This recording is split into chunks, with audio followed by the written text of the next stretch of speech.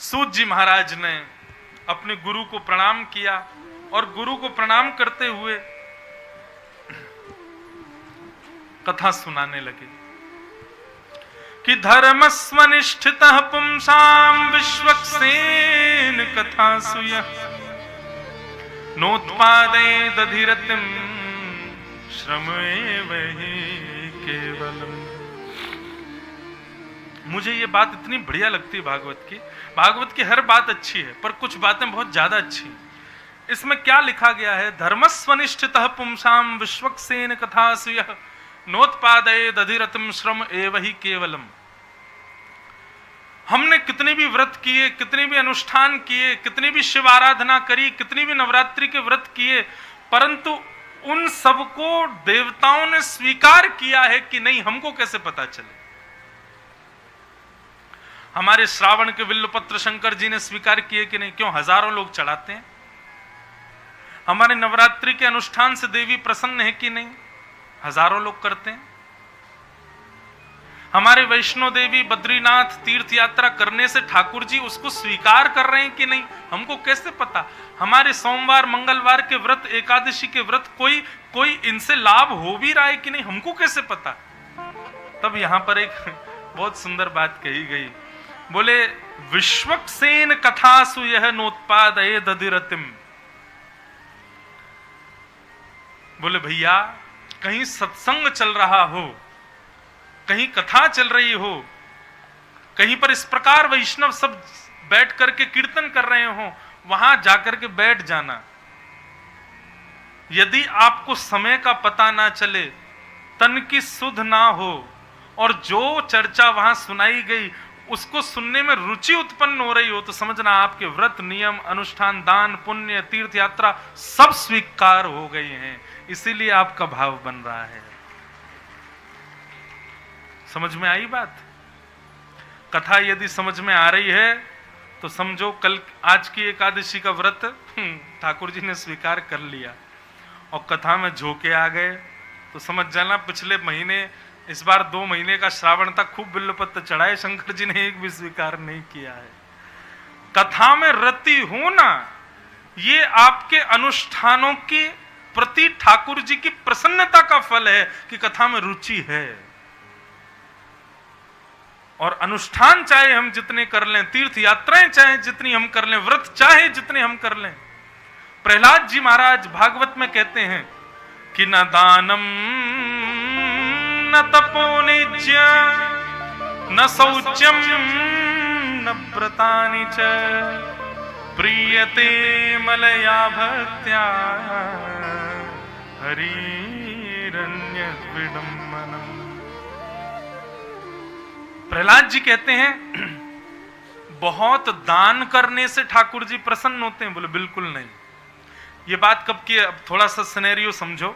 जब प्रहलाद जी महाराज दैत्यों के स्कूल में पढ़ने जाते थे, तो एक दिन दैत्य बालकों ने घेर लिया प्रहलाद को। बोले तू 24 घंटा भगवान को क्यों भजता? बोले क्यों ना भजूं? बोले अरे हम राक्षस हैं, राक्षस थोड़ी भजन करते हैं भगवान का। प्रहलाद जी बोले तो फिर कौन भजन करता है? बोले ब्राह्मण कुल में जन्मा हो, वैष्णव हो, मानव हो, दान पुण्य करता हो, वही। तब प्रहलाद जी कहते नहीं, भगवान की प्राप्ति के लिए तो इंसान होना भी जरूरी नहीं है। वो तो गजेंद्र को भी तारने आते हैं जो इंसान भी नहीं है। गजराज तारो तेने आवने को, जावने को, खावने पकावने को मीराबाई तारी है। नरसिंह मेहता को तारो वही वार सवारने को, वेदन सुनावने को जयदेव तारो है। सब तारते हैं वो बिल्कुल विचार नहीं करते कि तुम कौन सी जाति में हो। जात पात पूछे नहीं को, हरि को भजे सो हरि को। कल जिन काले खां की कथा हम सुन रहे थे वो तो हिंदू भी नहीं थे। कितनी सुंदर पंक्ति कहते हैं, अंतिम भाव उनका कितना बढ़िया था, कल बहुत देर तक मेरे चिंतन में चला। हिंदुओं के नाथ हो तो हमारा कोई दावा नहीं, पर हो जगत के नाथ तो हमारी सुध लीजिए। यदि केवल आप हिंदुओं के ठाकुर जी हो तो ठीक है, छोड़ दो हमको, लेकिन आपको तो लोग जगन्नाथ बुलाते हैं नाथ, तो हमारी सुध लीजिए। कितनी अच्छी बात। बंधुओं, हमारी जाति कौन सी, हम किस कुल में उत्पन्न हुए, ये जरूरी बात नहीं। हमारा व्यक्तित्व कैसा, हमारे भाव कैसे, ये जरूरी है। कर्मा बाई कहाँ, हम लोगों के नियम देख लो, सुबह 4 बजे उठेंगे, नहा धो करके तिलक फोटा लगा करके तब ठाकुर जी का भोग लगाएंगे, मंदिर में पूजा घंटा घड़ियाल घुमावेंगे, खूब बार बार प्रणाम करेंगे, इसका पाठ उसका पाठ, ये पाठ वो पाठ करेंगे। कर्मा बाई सुबह उठती, दांतुन तोड़ती, दांत मज रही है, यहाँ चूल्हा जला रही है, पतीला धर रही है, उसमें घी डाल रही है, उसी में खिचड़ी बना रही है, नहाई भी नहीं है, मुंह भी नहीं धोया, और खिचड़ी बनाते बनाते मन में सोचती है जल नहीं गई हो, अब कलची मिली नहीं, तो फिर दांतुन के पिछले भाग से ही चला देती है उसको, और जब परोसती है ठाकुर जी के आगे, ठाकुर जी पाने आते हैं उसके खिचड़ी को। तो भैया ये नियम कानून जितने हम लोगों के बने हुए हैं, पवित्रता, ध्यान, धारणा, समाधि आदि, ये सब जो कुछ भी है, ये सब तब तक के लिए जब तक भाव हृदय में नहीं। जैसे ही भाव उत्पन्न हो जाएंगे ना, सुध नहीं रहेगी आपको, स्नान की भी सुध नहीं रहेगी। क्यों? भाव जब आ जाते हैं तब आप ऑटोमेटिक पवित्र हो जाते हो, आपको फिर बाह्य पवित्रता की आवश्यकता नहीं। वृंदावन की घटना सुनो, बिहारी जी जब प्रकट हुए, हमारे वृंदावन बिहारी लाल, स्वामी श्री हरिदास जी ने प्रकट किया, और स्वामी जी के बाद में ठाकुर जी की निज अंग की सेवा करते थे श्री बिहारिन देव जी। बिहारिन देव जी सेवा करते थे बिहारी जी की, और बिहारी जी की सेवा करते करते इत्र लगाते लगाते मन में भाव रखते थे, हे बिहारी जी मुझे अप्रकट वृंदावन कब दिखाओगे। बंधुओं, वृंदावन की एक नई रीति है, आपको बताएं। वृंदावन में जिसके प्राण निकलते हैं, ठीक है स्वर्ग नरक वैकुंठ सब जाते ही हैं, वृंदावन के लोग भी जाते ही होंगे, परंतु हमारे वृंदावन वासियों का ऐसा मानना है कि वृंदावन में जिसके प्राण निकलते हैं वो कहीं जाता नहीं है, वो अप्रकट वृंदावन में पहुंच जाता है। अप्रकट वृंदावन कैसा है? बोले अप्रकट वृंदावन में राधा रमन जी का भी मंदिर है, बिहारी जी का भी मंदिर है, राधा वल्लभ जी का भी मंदिर है, दामोदर जी भी हैं, गोविंद देव जी भी, गोपीनाथ जी, सारे मंदिर बिल्कुल ऐसा ही है अप्रकट वृंदावन। बस अंतर इतना है कि अप्रकट वृंदावन में प्रदर्शन वाले लोग नहीं आते, दर्शन वाले लोग रहते हैं। अप्रकट वृंदावन में स्वामी श्री हरिदास जी महाराज, गोपाल भट्ट गोस्वामी, श्री हित हरिवंश महाप्रभु, श्री मीराबाई, ये सब भक्तजन वहीं विराजमान हैं। अप्रकट वृंदावन में जब आप जाओगे तो राधा रमन जी के मंदिर में ठाकुर जी एक निष्ठ ऐसे नहीं दिखाई देंगे। जैसे ही आप अप्रकट वृंदावन में दर्शन करने जाओगे, राधा रमन जी पूछेंगे, अरे आज तो बड़ी देर से आयो हैं, चला जा दर्शन कर ले मेरे। वहां पर ठाकुर भी बोलते हुए मिलेंगे। बिहारी जी का दर्शन करने जाओगे तो बिहारी जी आपसे मुंह से बोल करके कहेंगे, भैया मेरे काजे माखन मिश्री को कल भोग ले आइयो, मुझको बहुत जोर से मन कर रहे हो। ये अप्रकट वृंदावन है। तो कहते हैं भैया वृंदावन में जिसने प्राण त्यागे वो वृंदावन से फिर अप्रकट वृंदावन में पहुंच जाता है और सदा वहीं रहता है। वहां श्यामा श्याम की नित्य लीला चलती है, आज भी वृंदावन में चल रही है, लेकिन हमें दिखती नहीं। जब अप्रकट वृंदावन प्राप्त हो जाता है तो वो लीलाएं दिखने लग जाती हैं। अप्रकट वृंदावन में किसी को भूख नहीं लगती, किसी को प्यास नहीं लगती, तो फिर जीते कैसे हैं? बोले श्याम सुंदर को देखने से ही उनका पेट भरता है, श्याम सुंदर को देखने से ही उनकी प्यास बुझती है। ऐसा अप्रकट वृंदावन। तो बिहारिन देव जी बिहारी जी की सेवा करते थे, इत्र आदि पोशाक आदि की, और कहते हैं बिहारी जी मुझे भी अप्रकट वृंदावन ले चलो ना, मुझे भी अप्रकट वृंदावन दिखाओ ना। एक दिन बिहारी जी ने कृपा की, ब्रह्म मुहूर्त में सुबह सुबह श्री बिहारिन देव जी यमुना स्नान करने के लिए जब गए तो दातुन कर रहे थे, और दातुन करते करते उनके नेत्र बंद हो गए, और नेत्र बंद होते ही उनको अप्रकट वृंदावन दिखने लगा। बहुत सुंदर पद है, पूरा तो नहीं गाऊंगा क्योंकि रसिकों का पद है, समझ में नहीं आएगा, पर बहुत सुंदर है। बिहरत लाल बिहारिन दो यमुना जी के तीरे तीरे। दोनों श्याम सुंदर और लाडली जी बिहार करते हुए दातुन करते हुए बिहारिन देव जी को अप्रकट वृंदावन में दिखने लगे। श्याम सुंदर ने किशोरी जी के गले में गलवैया दी है, किशोरी जी ने श्याम सुंदर के गले में गलवैया दी है। यहाँ किशोरी जी की चंद्रिका और ठाकुर जी के मुकुट भी आपस में स्पर्श हो रहे हैं। किशोरी जी की गुलाबी चुनरी, श्याम सुंदर की पीली पीतांबरी भी आपस में मिल रहे हैं। नेत्र से नेत्र मिल रहे हैं, मुस्कान से मुस्कान मिल रही है। ऐसी सुंदर छवि लेकर के यमुना के पुलिन पर श्याम सुंदर चल रहे हैं। दातुन करते हुए श्री बिहारिन देव जी को वो रूप दिखने लगा। और देखते देखते देखते देखते महाराज ऐसी सुंदर छवि का दर्शन किया, जब नेत्र खोले तो 3 दिन बीत चुके थे। मुख से अविरल खून की धार बह रही थी, छिल गया था मुख पूरा। और जब नेत्र खोल करके देखा तो सामने बहुत सारे लोग खड़े थे, कोई उनको उठा रहा था, कोई उन पर पानी डाल रहा। बोले हुआ क्या? बोले अरे 3 दिन हो गए हैं, बिहारी जी की मंगला तक नहीं हुई है, 3 दिन से श्रृंगार भी नहीं हुआ, भोग भी नहीं धराया बिहारी जी को, बिहारी जी के कपाट ही नहीं खुले, आप 3 दिन से मूर्छित अवस्था में थे। बिहारिन देव जी बोले मैं अप्रकट वृंदावन में चला गया था। ये स्थिति है भक्त की। हम यहां स्नान के पीछे भाग रहे हैं, 4 बजे स्नान होना चाहिए, इतनी पवित्रता, इतनी शुद्धता, इतना व्रत, इतने नियम, ये सब जरूरी हैं, लेकिन कब तक? जब तक ऐसी स्थिति ना हो जाए। भक्ति में स्थिति हो जाएगी तो इतनी भी शुद्ध नहीं रहेगी कि मेरे केश कड़े हैं कि नहीं, मैंने स्नान किया कि नहीं, मैं अपना श्रृंगार तो कर लूं। कभी दर्शन कीजिएगा पंडित श्री गया प्रसाद जी महाराज का, गोवर्धन के पंडित जी महाराज।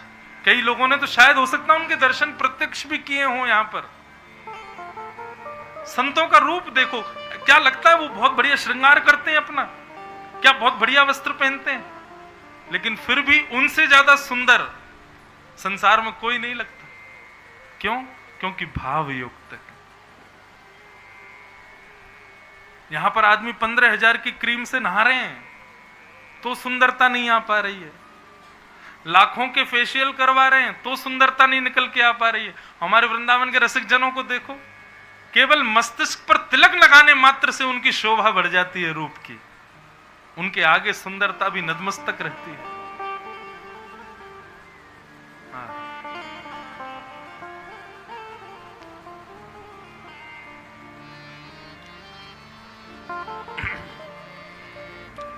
प्रहलाद जी कह रहे हैं न दानम न तपो निज्यम न शौच्यम न व्रतानि च।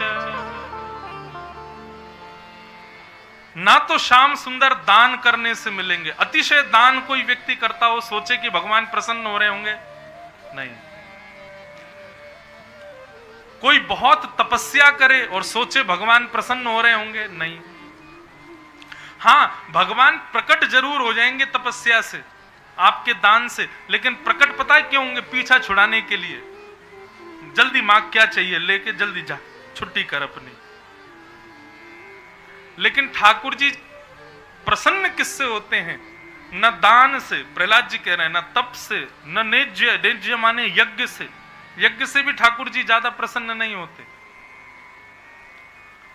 न शौच्यम, दिन में 3 बार नहाने से ठाकुर जी प्रसन्न होते नहीं। न व्रतानि च, 30 दिन के महीने में 15 दिन व्रत करने से ठाकुर जी प्रसन्न होते हैं, बोले नहीं। तो प्रहलाद जी से पूछा तो फिर प्रसन्न कैसे होते हैं? बोले प्रियते मलया भक्त्या हरिनन्यद्विडम्बन। केवल निष्काम प्रीति वो यदि आ जाए तो उसके बाद ना व्रत करो ना कुछ करो, कुछ आवश्यकता ही नहीं है। भाव युक्त भक्ति जैसी जीवन में आ जाएगी, उसके बाद ये नियम साधन करने की जरूरत ही नहीं है। वही बात यहां बता रहे हैं कि भैया ठाकुर जी के कीर्तन में, ठाकुर जी की कथा में, ठाकुर जी के सत्संग में, ठाकुर जी के वैष्णवों से मिलने में, ठाकुर जी के तीर्थों में जाने में यदि आपकी रति हो जाए, कथा में आने पर आलस्य ना आवे, कब 6 बज गए पता ना चले। आज हम आने में थोड़े विलंब हो गए, उससे हम क्षमा मांगते हैं। हम जब आ रहे थे तो हमको बता रहे थे, बोले महाराज जी सब लोग प्रतीक्षा कर रहे हैं, कब आएंगे कब आएंगे। मैंने कहा होने दो, ऐसी प्रतीक्षा तो होनी चाहिए, ऐसी व्याकुलता कभी कभी होती होनी चाहिए। कथा के लिए थोड़ी देर व्याकुलता हो, 2 बजे के बाद आपकी दृष्टि रहे कब आएंगे महाराज जी, कब कथा शुरू होगी, कब चर्चा सुनाएंगे, कब सुंदर भाव सुनाएंगे, कब ये व्याकुलता यदि आपके हृदय में उत्पन्न हो रही है तो इसका मतलब क्या है? बिहारी जी आपके तप व्रत नियम अनुष्ठान सबसे बड़े प्रसन्न हैं। कथा में रति उत्पन्न होना ये समग्र हमारी क्रियाओं की स्वीकारिता का प्रमाण है।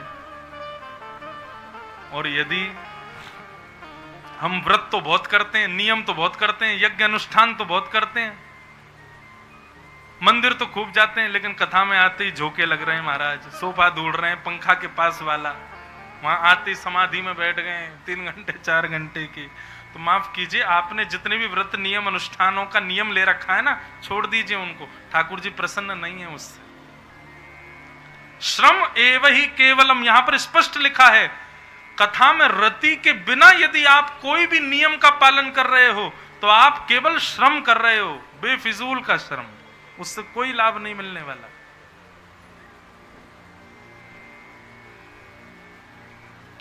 रावण बहुत यज्ञ करता था, और रावण जैसा यज्ञ कौन करेगा? अपने सिर काट काट के चढ़ा देता था। लेकिन ऐसे यज्ञ का क्या फायदा जिससे राम जी से प्रेम ही नहीं हुआ? कंस ने भी खूब तपस्या करी थी, सबने कथा सुनी है, कंस ने तपस्या की तभी महादेव ने अपना धनुष उसको प्रदान किया। लेकिन ऐसी तपस्या से क्या फायदा कि श्री कृष्ण से ही प्रेम नहीं कर पाया। भस्मासुर खूब भजन किया शंकर जी का, लेकिन क्या फायदा, शिव को ही मारने भागने लगा पीछे। ये तप नियम व्रत अनुष्ठान ये तो सब राक्षसों ने भी किए हैं अपनी उपलब्धियों को प्राप्त करने के लिए। हम लोग कर लें तो कोई बहुत बड़ी बात नहीं है। कई लोग गिनाने भी बैठ जाते हैं मेरे को, महाराज जी हम तो अभी अधिक मास निकल गया, हमने रोज व्रत किया, हमने तो ऐसे रहे, हम तो एक ही उस पर रहते थे, हम ऐसे खाते थे, ऐसे काहे को? ये सब तो राक्षसों ने भी किए हैं।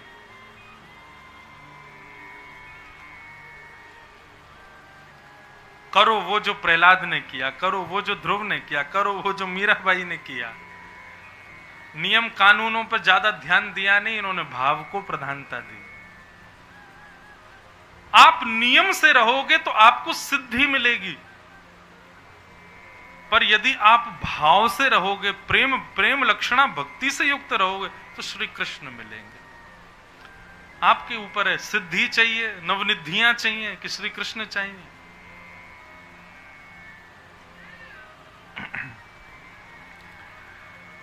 धर्मस्य यापवर्गस्य नार्थोऽर्थायोपकल्पते नार्थस्य धर्मैकान्तस्य कामो लाभाय स्मृतः।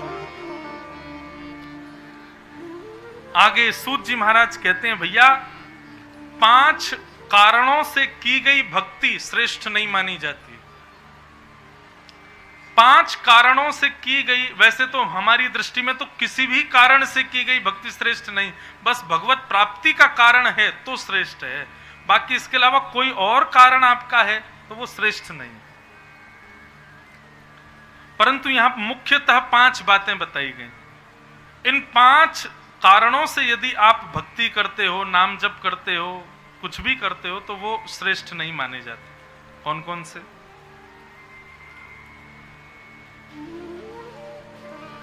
पवर्ग शब्द 5 होते हैं, प फ ब भ म।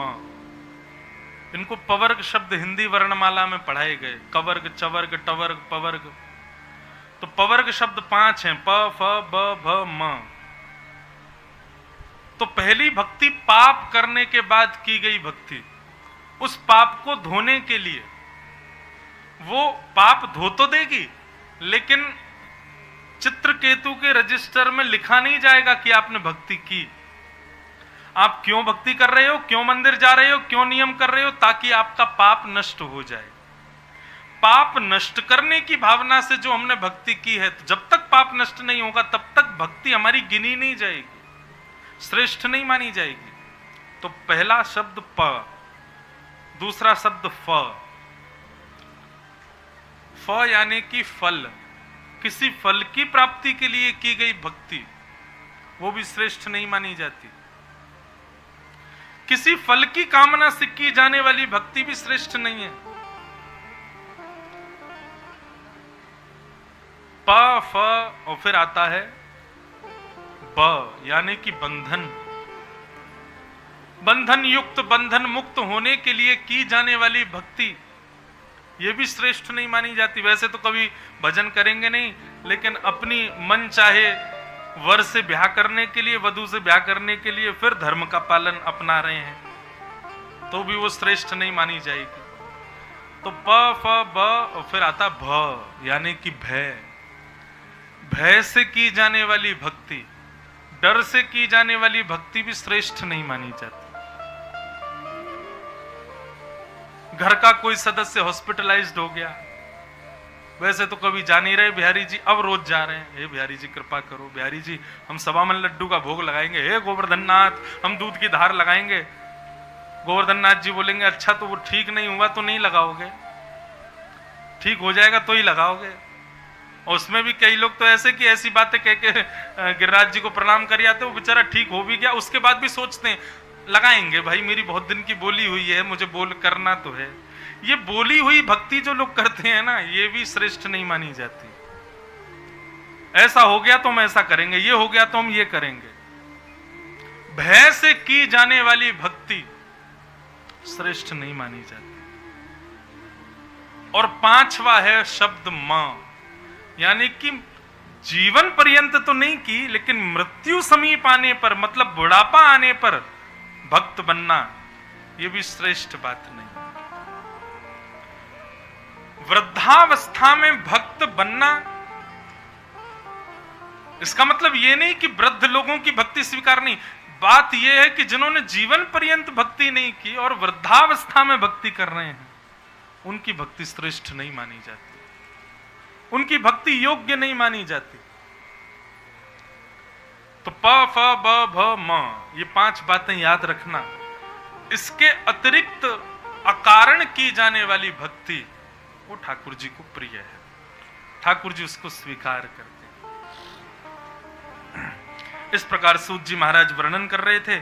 आगे श्रीमद् भागवत में फिर भगवान के अवतारों का वर्णन किया।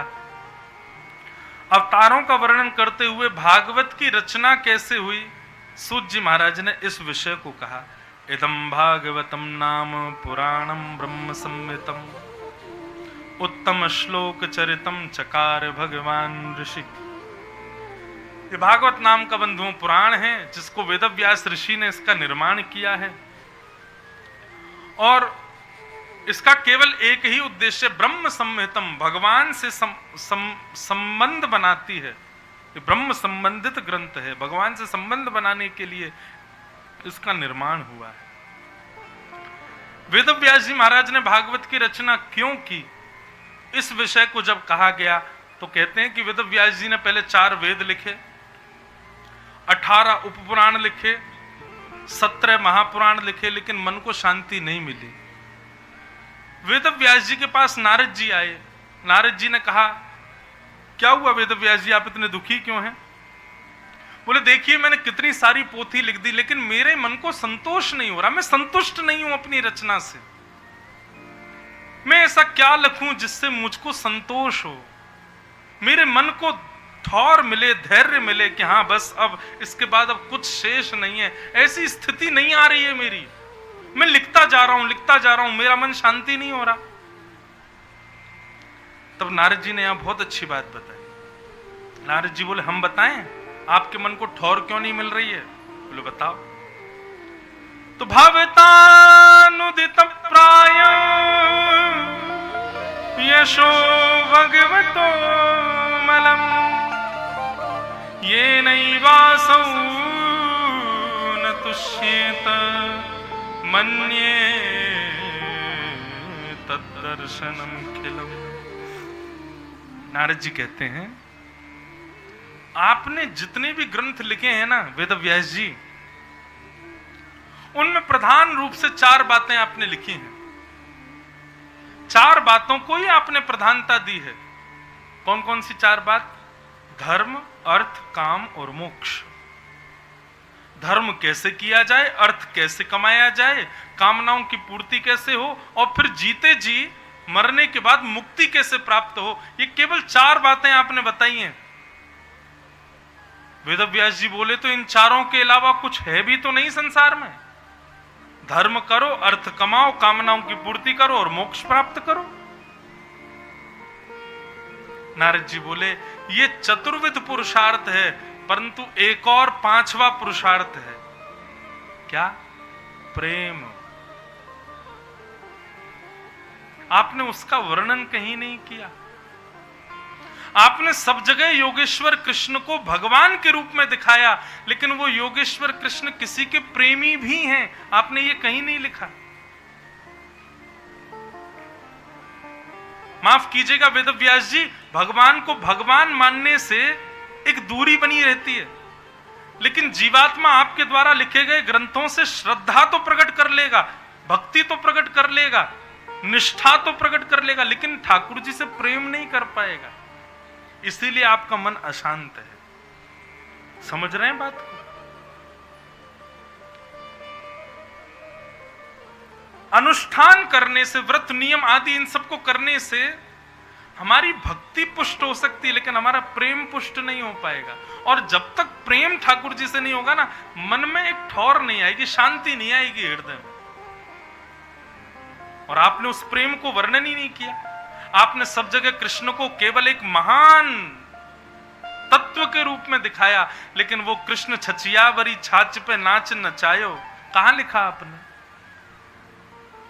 वो प्रेमी भी हैं जो बलि के यहां जाकर के बामन बनकर के गए और 3 पग जमीन का वरदान लेकर के विराट बन गए। ऐसे श्री कृष्ण जो 2 पग से तीनों लोकों को नाप लेते हैं, उनसे वृंदावन में नंद भवन की दहली नहीं नापी जाती है। जब ठाकुर जी थोड़ा थोड़ा चलना सीख गए तो मैया ऐसे उंगली पकड़ती है और लाला चलानो सिखावे लाला है। लाला धीरे धीरे चले और फिर मैया अपनी उंगली छोड़ दे। सो ठाकुर जी डर जाते हैं, मैया कहाँ गई, और फिर रोने लग जाते हैं, सो धड़ाम से गिर जाते हैं। ऊपर से देवता हंसते हैं, बताओ ये कहां 2 पग से तीनों लोक नापने वाले, यहां इनसे अपना भजन नहीं संभाला जा रहा है। अभी ठाकुर जी धीरे धीरे चलने लग गए तो मैया ने अब ठाकुर जी को अगला पड़ाव सिखाया। क्या? बोले ऊपर चढ़ना नीचे उतरना। मैया ले गई नंद भवन की दहली पे, लाला यहां पे चढ़ जा। सोई ठाकुर जी महाराज दहली पकड़े। पहले तो दहली पहले ऊंची होती थी खूब, मंदिरों में आज भी बहुत ऊंची ऊंची दहली होती है। क्यों? बाहर के कीड़े करकट ये सब भीतर ना आ जाए, इसलिए ऊंची दहली। बाढ़ आ जाए तो पानी भीतर ना आ जाए, इसलिए ऊंची बनाते थे। अब ऊंची पर चढ़ तो गए। अब जैसे बालक जहां हम व्यासपीठ पर बैठे, छोटा बालक इस पर चढ़े तो पहले तो चद्दर रजाई पकड़ेगा, उसको खींचेगा, फिर अपना एक पांव ऊपर करेगा, तो जैसे तैसे बेचारा चढ़ेगा ऊपर। ऐसे ही ठाकुर जी दहली पर चढ़ गए, पेट के बल लेट गए, फिर जैसे तैसे उठे, दोनों होठ अपने बीच रखे। क्यों? बड़ी मेहनत का काम कर रहे हैं, दहली पार करनी है।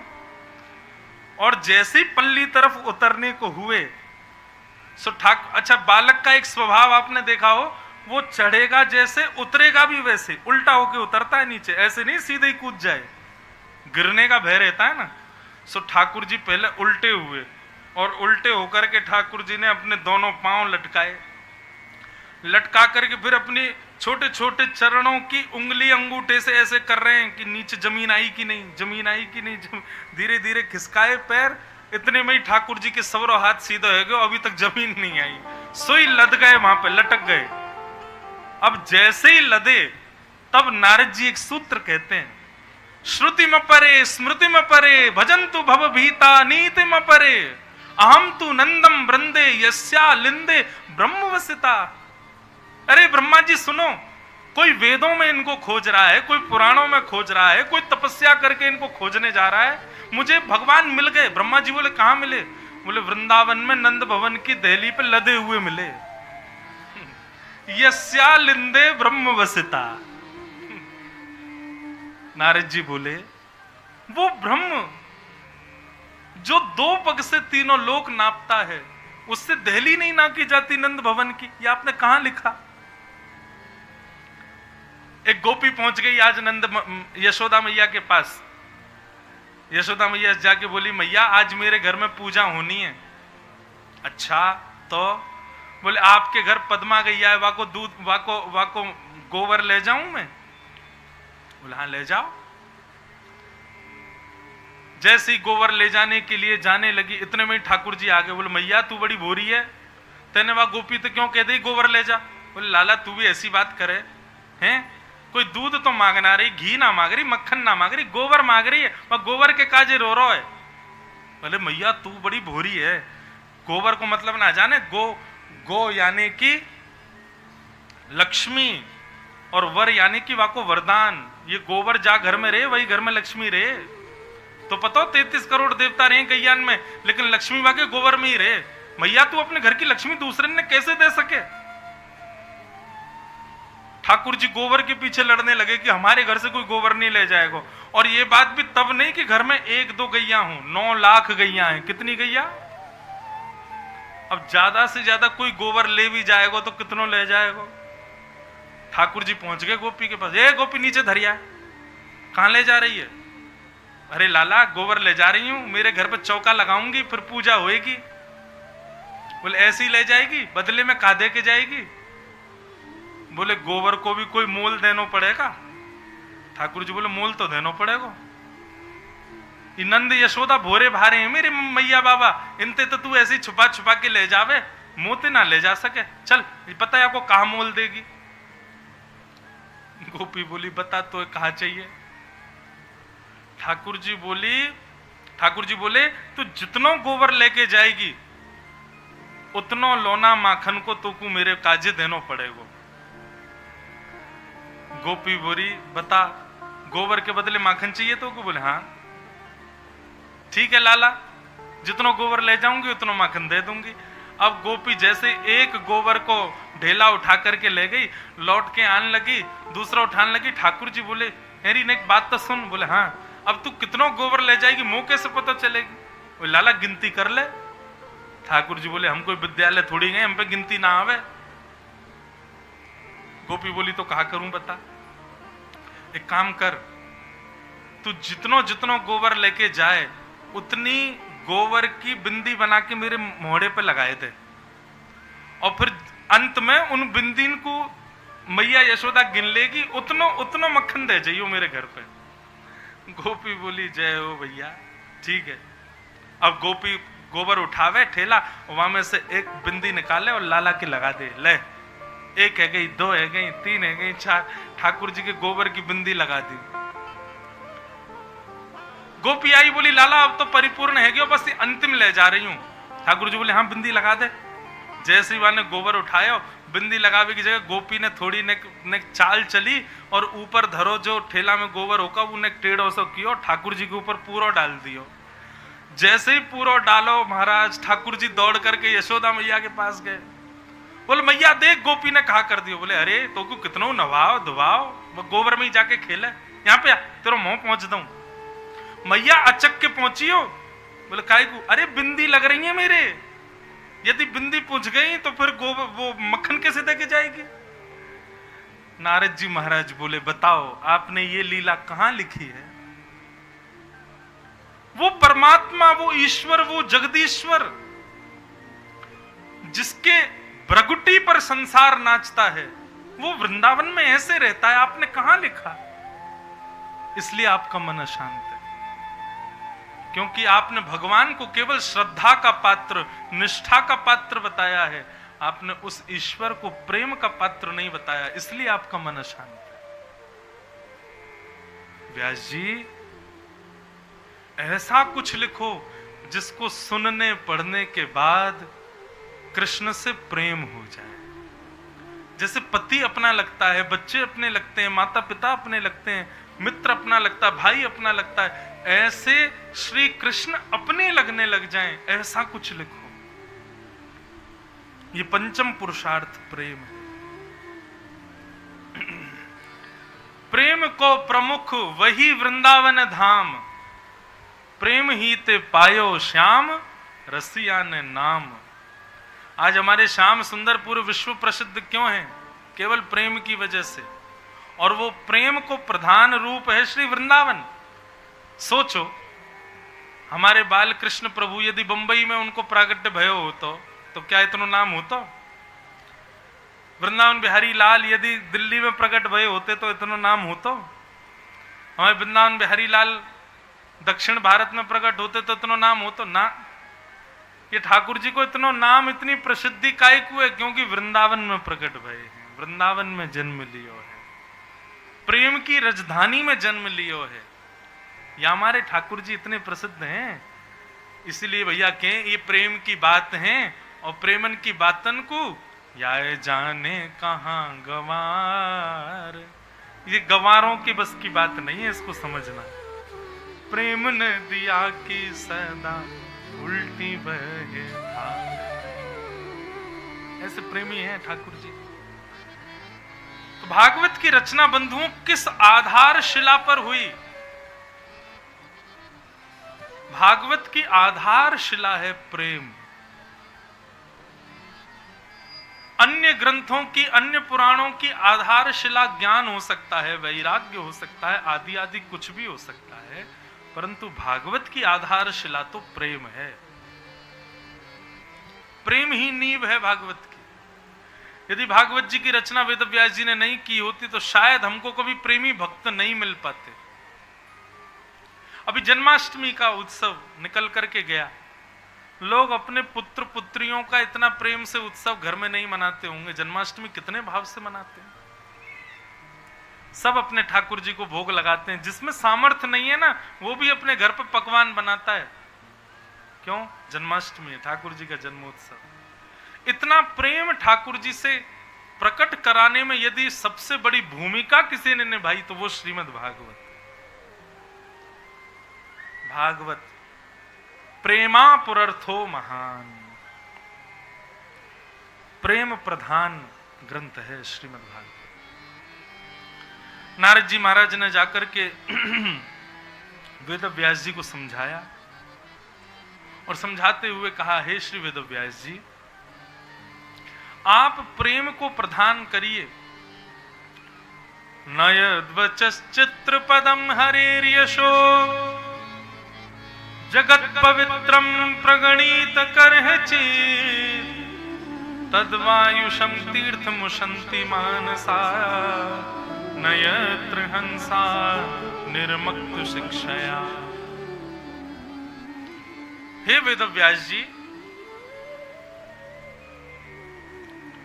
आपने जितने ग्रंथ लिखे हैं ना, इन सब के आस्वादन के लिए ज्ञानी आ सकते हैं, विरक्त आ सकते हैं, लेकिन प्रेमी नहीं आएंगे। इसलिए ऐसा कुछ लिखो जिसके लिए प्रेमी उत्सुक हो।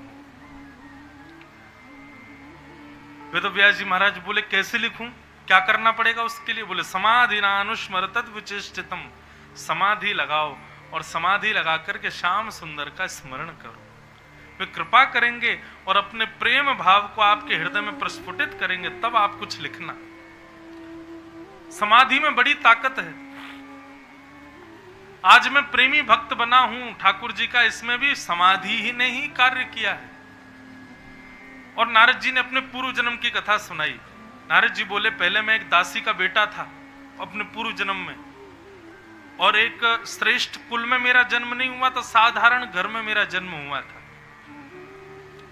मेरी मां घर घर जाकर के नौकरी करती थी, झाड़ू पोंछा बर्तन करती थी। एक बार हमारे गांव में कुछ संतों का चातुर्मास हुआ, तो चातुर्मास की सारी व्यवस्था उन सेठ जी ने की जिनके घर पर मेरी मां काम करती थी। तो स्वाभाविक ही मेरी मां को संतों की सेवा मिली और मां की वजह से मुझे भी मिल गई।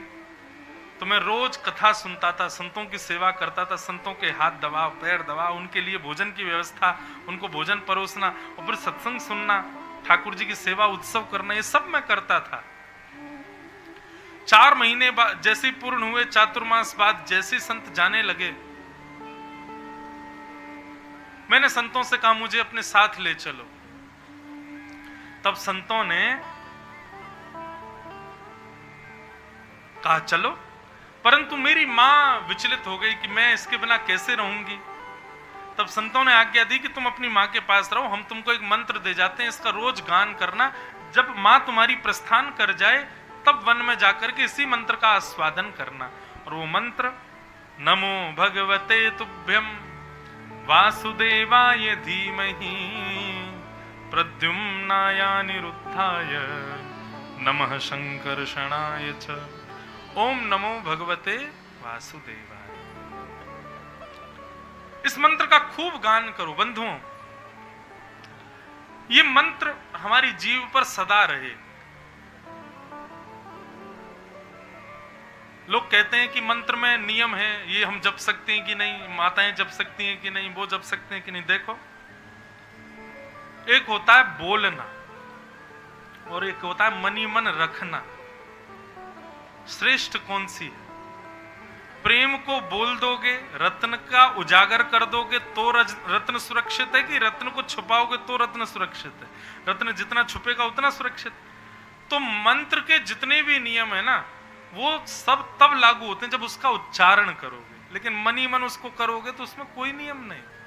और किसको रोक रहे हो या कौन देखने आ रहा है आपको कि आप कर रहे हो कि नहीं। इसलिए जहां कहीं भी कहते हैं कि भाई ये नहीं जप सकते, ये ऐसे नहीं जप सकते, ये वैसे नहीं, इसमें माताएं नहीं जप सकती, ये सब बातें हैं केवल उच्चारण की। मनी मन आप खूब जप सकते हो। ओम नमो भगवते वासुदेवाय। वैसे इसमें तो कोई दोष नहीं है, इसको तो बोल भी सकते हो। बाकी जितना हो सके रत्न को तो छुपा करके, मंत्र जो है वो रत्न है, उनको छुपा करके भजना प्रारंभ करो, कल्याणकारी हो।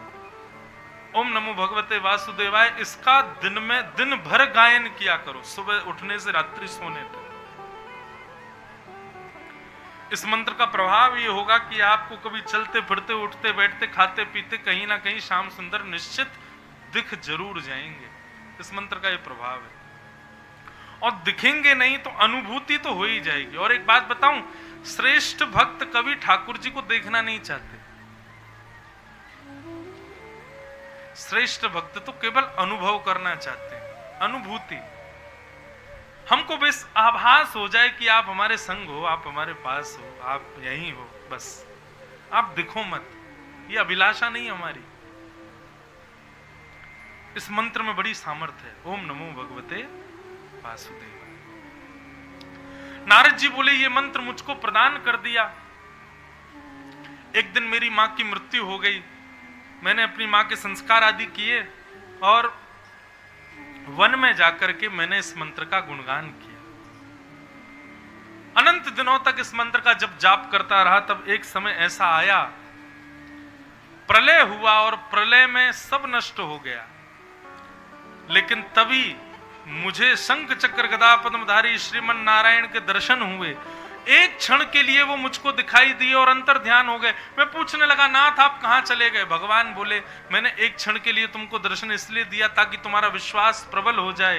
अब और नाम जप करो और प्रलय में तुम अपने शरीर का त्याग कर देना, अगले जन्म में तुमको मेरी प्राप्ति होगी। एक क्षण का दर्शन करने के बाद मैंने अपने प्राण त्याग दिए और पुनश्च जब मेरा जन्म हुआ, तब ठाकुर जी ने मुझे अपने भक्त रूप नारद के रूप में स्वीकार किया। भक्तराज श्री नारद जी महाराज की जय। देव दत्ताम इमाम वीणा स्वर ब्रह्म विभूषिता मूर्छयित्वा हरि कथा गायमानश्चराम्यहम्। ये वीणा मुझे भगवान ने प्रसन्न होकर के दी है। वीणा ठाकुर जी ने नारद जी को कैसे दी? बड़ी सुंदर कथा है, इसको सुनो। फिर कथा को हम लोग महाभारत के मुख्य प्रारंभ भाव तक पहुंचा के विराम देंगे। बड़ी सुंदर कथा है। मैं पहले खूब सुनाया था, शायद भरतपुर 5 वर्ष पहले आया तब भी कही होगी, याद नहीं। आज बहुत दिनों बाद सुना रहा हूं। भगवान को गायन बहुत प्रिय है। एक बात आप सब लोग निश्चित मान लीजिए, यदि किसी का कंठ बहुत सुंदर है, गाने की कला यदि किसी के पास है, अच्छे स्वर जिसके हैं, वो नाम जापक साधन करने वाले, तपस्या करने वाले, व्रत अनुष्ठान करने वालों से पहले भगवान से मिल सकते हैं। यदि कंठ किसी का अच्छा है तो बस करे क्या, कंठ से ठाकुर जी को रिझावे, कंठ से ठाकुर जी को मनावे। गायन या कोई भी गुण है आपका, उस गुण से ठाकुर जी को रिझाओ, ठाकुर जी प्रसन्न हो जाएंगे, बहुत जल्दी प्रसन्न हो जाएंगे। जिनके पास कोई अर्पित करने के लिए गुण नहीं है, विशेष रूप से वे ज्यादा नियम पालन करते हैं। पर नियम करने हैं तो अपने गुणों को ठाकुर जी को प्रस्तुत करो। तो जैसे गायन ठाकुर जी को संगीत बहुत प्रिय है, तो भगवान कभी कभी वैकुंठ में संगीत का कार्यक्रम कराते हैं और स्वयं शेषनाग पर लेट करके संगीत सुनते हैं। सब लोग पधारे, देवताओं को बुलाया गया, नारद जी भी पहुंचे। नारद जी जाकर के भगवान के बिल्कुल समीप में बैठ गए और जाकर के संगीत सुनने लगे। भगवान ने लेटे लेटे एक पता नहीं क्या लीला आई ठाकुर जी के मन में। ठाकुर जी बोले, नारद हमारा बड़ा प्रिय है लेकिन इसको गाना नहीं आता, ऐसा क्या करें कि ये भी गाने लग जाए। तो ठाकुर जी ने अपने पैर के अंगूठे से, चरणों के पास ही बैठे थे ना, लेटे हुए थे भगवान, तो पैर के अंगूठे से ऐसे हिलाया नारद जी को। तो नारद जी बोले, आज्ञा भगवान, क्या बात, इधर आओ। नारद जी समीप गए, तो भगवान बोले, तुमको संगीत तो आता नहीं है? बोले, हाँ आता तो नहीं है। तो फिर क्यों बैठे हो यहाँ पे, जाओ भजन करो। तुम्हारे लिए थोड़ी है ये उन लोगों के लिए जो संगीत जानते हैं। जिनको संगीत नहीं आता वो यहाँ आके क्या करेंगे, चलो जाओ भजन करो। नारद जी बोले, संगीत आता नहीं है, सुनना तो आता है, गाना नहीं आता। सुन तो सकता हूं ना मैं। नहीं नहीं नहीं, सुनेगा भी वही जिसको गाना आता। तुम चलो जाओ यहां से। नारद जी को इतना बुरा लगा। अब सब देवता हंसी उड़ाने लगे नारद जी की। बोले, हम तो बैठेंगे यहाँ पे, तुमको भगा दिया देखो ठाकुर जी ने। नारद जी बोले, वैकुंठ में सबसे ज्यादा संगीत के कार्यक्रम होते हैं और सब आएंगे, मैं नहीं आ सकता। अब तो भैया नारद, हमको संगीत का ज्ञाता बनना ही पड़ेगा, चलो। चित्रकेतु से पूछा, पृथ्वी पर सबसे बड़ा संगीत का ज्ञाता कौन है? बोले, एक उल्लू है हिमालय के ऊपर, वो संगीत बहुत अच्छा जानता है। नारद जी पहुंच गए उसके पास और उल्लू से जाके बोले, जाओ हमको अब कुछ सिखा दीजिए आप। और उल्लू ने 2000 वर्ष तक नारद जी को संगीत सिखाया। नारद जी बोले, अब भी हमारे स्वरों में हमको कमी लग रही है। उल्लू से पूछा, बोले, आपसे भी श्रेष्ठ कोई हो तो बताओ। हाँ, बोले, देव आदिदेव महादेव, उनके पास जाओ। नारद जी महादेव के पास गए, 1000 वर्ष तक महादेव से संगीत सीखा। और महादेव से सीखने के बाद में नारद जी को लगा, बस अब तो हम सबसे बड़े ज्ञानी हो गए, अब हमसे बड़ा संगीत का कोई ज्ञाता नहीं। भगवान ने बड़ी हमारी तौहीन करी है, ऐसे भगा दिया हमको वहां से। अब जाकर के ऐसा स्वर लगाऊंगा, ये सरस्वती, हा हा हु गंधर्व, जितने भी बड़े बड़े गवैया हैं देवताओं के, सब मूर्छित होकर गिर जाएंगे। इन सबको हराना है, इनसे भी बड़ा गवैया हूं मैं। अहंकार आ गया नारद जी को। नारद जी को जैसे ही अहंकार आया तो भगवान, बंधुओं, भक्त यदि कोई बन जाए एक बार और उसके जीवन में कोई यदि दोष आ जाए ना, तो फिर भगवान ही रक्षा करते हैं उस दोष से। नमे भक्त्या प्रणश्यति, मैं अपने भक्त का पतन देख नहीं सकता। इसके पीछे बड़ी कथाएं हैं कि भक्तों को पतन होने से कैसे बचाते हैं ठाकुर जी। तो नारद जी जाने लगे वैकुंठ। तभी मार्ग में एक नगर मिला। नगर बड़ा सुंदर, लोग भी बड़े सुंदर, परंतु उस नगर के हर व्यक्ति का या तो एक पैर नहीं है या फिर एक हाथ नहीं है, सब लूले लंगड़े। नारद जी बोले, नगर बड़ा सुंदर है, यहाँ के लोग भी कितने सुंदर हैं, परंतु अपंग क्यों हैं? कोई महामारी के शिकार हुए थे क्या? नारद जी ने किसी को रोका। भैया, कौन सा नगर है और आप सब लोग इतने सुंदर हो, परंतु आपके अंग प्रत्यंग ऐसे अपंग क्यों हैं? सबने बताया। बोले, भैया ये संगीत का नगर है, इस नगर का नाम है संगीत, और हम जितने भी यहां घूम रहे हैं हम सब राग रागनियां हैं। मैं राग केदार हूं, वो राग भीमपलासी घूम रहा है, वो वहां पे यमन घूम रहा है, वो भैरव राग घूम रहा है, ये जयजयवंती राग घूम रहा है, सारे राग घूम रहे हैं। नारद जी बोले, जय हो, हमारे बड़े भाग्य, हमने संगीत सीखा और आते संगीत का दर्शन हो गया, रागों के दर्शन। जय हो भैया, प्रणाम। लेकिन आप सबके हाथ पैर क्यों टूटे हैं? बोले, भैया हमको कोई तोड़ मरोड़ करके गाता है तो हमारे हाथ पैर टूट जाते हैं। आजकल एक नया गवैया हुआ, उसका नाम है नारद। वो ऐसा तोड़ मरोड़ करके हमको गाता है कि हम सब के हाथ पांव टूट गए। हम सब उसी को ढूंढ रहे हैं। जिस दिन वो हमको मिल जाएगा हम उसके हाथ पैर तोड़ देंगे। वैसे भैया तुम्हारा नाम? नारद जी बोले अब क्या बोलूं? बोले हरिदास नाम है मेरा, हरिदास। बोले अच्छा, नारद मिले तो बताना जरा हमको। नारद जी बोले जरूर बताऊंगा। नारद जी का अहंकार टूट गया। नारद जी गए सरस्वती के पास और कहा क्षमा करें, हमने सोचा हम आपसे भी बड़े गवैया हो गए, अब आप हमको सिखाओ। तब सरस्वती जी मुस्कुरा के बोली पीछे पलट के देखो। नारद जी ने जैसे पीछे देखा तो शंख चक्र गदा पद्मधारी नारायण खड़े हुए थे। बाएं पसार करके नारद जी को हृदय से लगा लिया। बोले नारद, संगीत कितना आता है या गुण तुम्हारे अंदर कितना है ये जरूरी नहीं है, पर थोड़ा भी है और उसका तुमको अभिमान नहीं है तो मुझे प्रिय है, मुझे बहुत प्रिय है। चलो अब कुछ गाओ। और नारद जी ने जैसे ही गाना प्रारंभ किया, महाराज भगवान शेषनाग पर खड़े होकर के नृत्य करने लगे, नाचने लगे। नारद जी का गायन सुन करके इतने व्याकुल हो गए, इतने प्रसन्न हो गए ठाकुर जी, सोचने लगे क्या दूं मैं नारद को, क्या दूं। तब सरस्वती ने एक वीणा प्रदान की और देवदत्ताम मिमाम वीणा स्वर ब्रह्म विभूषिता, भगवान ने वही देवदत्त वीणा श्री नारद जी को प्रदान कर दी। नारद जी कहते मैं इस वीणा पर केवल भगवत गुणानुवाद गाता हूं और कुछ नहीं गाता। भोपाली नारद जी महाराज के सुंदर भाव से भगवान प्रसन्न हो गए। इस प्रकार नारद जी ने वेदव्यास जी को समझाया और वेदव्यास जी ने समाधि लगा करके भागवत की रचना की।